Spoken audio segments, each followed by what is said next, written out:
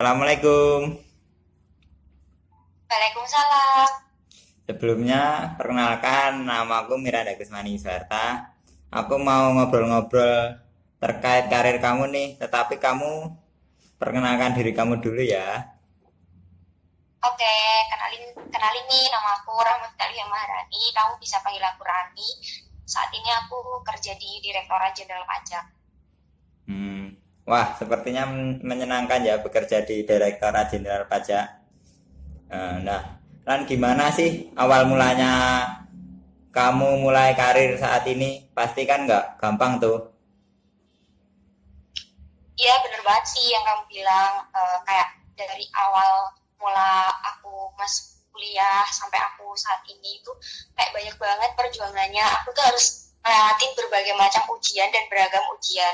Dulu tuh aku mikir aku masuk ke DJP tuh ya udah langsung masuk aja kerja kayak pada umumnya langsung kerja kayak itu. Tapi ternyata enggak, masih banyak banget ujian-ujiannya. Aku harus ngelewatin berbagai macam ujian dan itu tuh it's okay lah, nggak apa-apa, karena itu emang pilihanku dan itu emang karirku ke depan, jadi aku harus melewatinya dengan ikhlas dan penuh tanggung jawab gitu sih. Oh, berarti kita harus menikmati setiap proses yang dilewati dan bertanggung jawab. Bagaimana sih dan seperti apa proses pembelajaran yang kamu lakuin kalau aku boleh tahu? Oh, kalau pembelajaran terkait pekerjaan kan ya ini. Ya. Kalau pembelajarannya tuh kayak kalau aku sendiri sih learning by doing, jadi tuh sebenarnya setiap pekerjaan yang aku lakukan itu pasti ada aturannya, entah itu dari PMK atau dari SE, bisa jadi dari e-learning. Tapi lebih enak kalau kita tuh learning by doing, jadi kita tuh belajarnya sambil dipraktekkan, karena kita akan tahu step by stepnya dari pekerjaan ini dan juga kesulitan apa yang kita alami dari pekerjaan ini. Terus yang kedua tuh apa namanya, jangan pernah malu dan jangan jangan pernah sungkan buat tanya sama senior, karena itu benar-benar sangat membantu banget sih. Terus bahkan kamu juga bisa nanya ke atasan kamu, bisa diskusi ke atasan kamu terkait pekerjaan ini, karena itu sangat membantu sih menurutku. Jadi gitu ya. Kita harus selalu membuka pikiran dan selalu belajar, tidak malu untuk bertanya, bertanya dan selalu belajar. Nah, gimana sih cara kamu ngembangin karir kamu di situ? Kalau ngembangin karir, intinya kalau aku sendiri sih jangan pernah berhenti buat belajar, karena apa namanya, dengan kita belajar kita tuh bakalan terus mengasah kemampuan yang kita miliki, terus kita terus ningkatin skill yang kita punya gitu loh. Pokoknya jangan cepat puas sama pekerjaan kamu saat ini. Terus apa namanya, kamu juga jangan yang kayak nutup diri buat nggak melihat lingkungan sekitar. Kita tuh harus berkaca pada teman-teman kita, lingkungan sekitar kita, bahwa mereka tuh juga berusaha buat ngembangin karir. Jadi kita tuh harus punya semangat dalam diri kita untuk aku tuh juga bisa gitu. Pokoknya dalam diri tuh harus ditanamin kalau kita tuh bakalan bisa menggapai puncak karir itu. Pokoknya yang paling utama sih jangan pernah berhenti untuk belajar sih. Terus belajar dan terus meningkatkan skill yang kita punya. Berarti kita harus membuka wawasan ya. Apa namanya? Membuka pikiran, mengembangkan karir dan terus belajar tanpa Mm-mm. ada rasa bosan Terus ya. kayak lebih banyak sharing ke orang yang udah punya pengalaman karir, pengalaman kerja jauh lebih banyak sih, karena itu bisa memicu semangat dalam diri kita untuk terus mengembangkan karir. Oh, nah kan di setiap karir kan pasti ada konflik. Nah, konflik apa yang sering muncul di karir kamu kan? Kalau ngomongin konfliknya tuh bisa dari dalam diri sendiri, bisa juga dari eksternal, dari luar. Kalau dari dalam diri sendiri dulu nih, kadang tuh kan dalam untuk mencapai karir itu tuh kadang tuh aku tuh ngerasa kayak aduh jenuh banget sama kerja yang gini-gini aja, nggak ada nggak ada variasinya, nggak berkembang. Masa tiap masuk kantor ini lagi numpuk lagi kerjaannya. Nah itu tuh kayak kadang-kadang tuh jadi konflik dalam diri aku gitu loh. Aku tuh kayak ngerasa jenuh aja sama kerjaanku. Ya tapi emang itu harus dijalani karena ya emang kerjanya ya kayak gitu.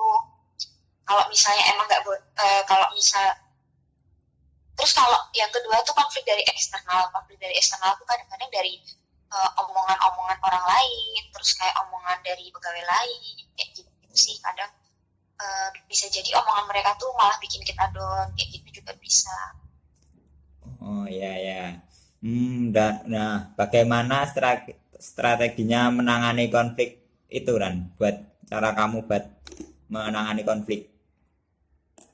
Oke, kalau konflik yang dalam diri tadi tuh aku biasanya sih uh, bicara sama diri aku sendiri, jadi namanya self talk. Jadi aku harus bicara sama diri aku sendiri kalau it's okay, ini tuh kerjaan kamu, jadi kamu tuh harus nyelesain kerjaan ini dengan baik, dengan penuh tanggung jawab, dan lakukan semaksimal mungkin yang kamu bisa kayak gitu kalau buat nanggapin konflik dalam diri aku. Tapi kalau dari eksternal tuh kadang-kadang ya udahlah, biarin aja orang mau ngomong apa, yang penting kita tuh konsisten sama karir yang udah kita bikin. Kita tuh harus ngejalanin pekerjaan ini tuh dengan penuh tanggung jawab, nggak biarin aja orang mau ngomong apa, yang penting kita ngelakuin sesuai prosedur yang ada, sesuai SOP kayak gitu. Wah, berarti harus selalu apa ya? Kayak nggak usah mikirin orang lah, yang penting kita Ya, kerja. pokoknya kamu harus fokus sama diri kamu sendiri aja lah, nggak apa-apa kalau misalnya orang lain mau berpendapat gimana-gimana, ya terserah mereka, itu hak mereka, jadi biarin aja lah, yang penting kerjaan kita selesai dengan baik. Nah, sekarang apakah kamu sudah benar-benar memberikan manfaat untuk orang lain atau belum sih Ran? Kalau boleh tahu. Memberi manfaat buat orang lain itu terkait pekerjaan yang aku saat ini atau diriku sendiri? Nah, dari karir kamu, dari diri kamu juga kalau Kalau dari karir, dari pekerjaan aku tuh ya emang sangat membantu orang banyak, karena kan kerjaan aku hubungannya sama masyarakat ya, ya. melayani pajak gitu. Jadi ya pasti sangat membantu, karena kan mereka masyarakat wajib pajak itu pasti ke kantor pajak kan untuk membutuhkan pelayanan. Untuk itu kita harus memberikan pelayanan yang sebaik mungkin, yang membantu mereka kayak gitu. Kalau kalau aku sendiri sih prinsipku kalau bisa tuh kita bermanfaat buat orang lain, membantu orang lain kayak gitu. Oh, nah, apa yang diberikan untuk menolong orang lain itu kamu bagaimana apa ya namanya? Apa yang kamu berikan untuk menolong orang lain? Untuk menolong orang lain tuh ya kita harus memberikan pelayanan itu versi kita sendiri, versi terbaik dari dalam diri kita, supaya orang lain juga bisa menerima kebaikan yang kita kasih gitu. Dan jangan pernah mengungkit-ungkit mengungkit-ungkit kebaikan yang udah pernah kita kasih ke orang lain. Pokoknya kita kalau memberikan pelayanan kepada masyarakat itu harus dengan ikhlas, harus dengan penuh tanggung jawab, sabar. Karena ya terkadang tuh kalau misalnya ada yang masyarakat itu langsung paham dengan apa yang kita maksud, tapi ada juga yang masyarakat itu yang perlu bimbingan yang ekstra sabar. Pokoknya ya beda-beda lah.